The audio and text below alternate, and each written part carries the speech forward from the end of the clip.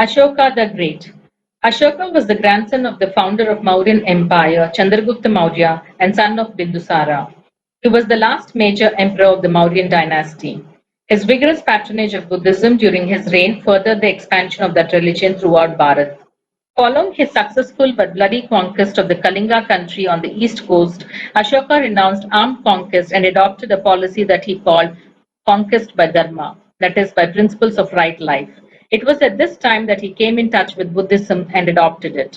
Under its influence and prompted by his own dynamic temperament, he resolved to live according to and preach the dharma and to serve his subjects and all humanity.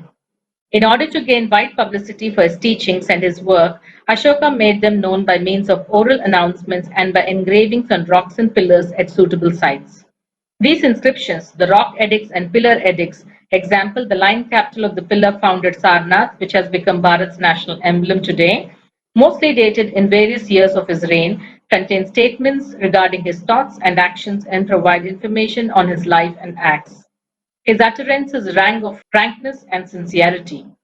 To practice the Dharma actively, Ashoka went out on periodic tours preaching the Dharma to the rural people and reliving their sufferings.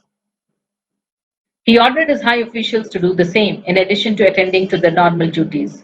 He exhorted administrative officers to be constantly aware of the joys and sorrows of the common folk and to be prompt and impartial in dispensing justice.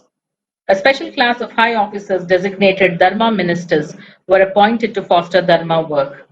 The only glory he sought, he said, was for having led his people along the path of Dharma.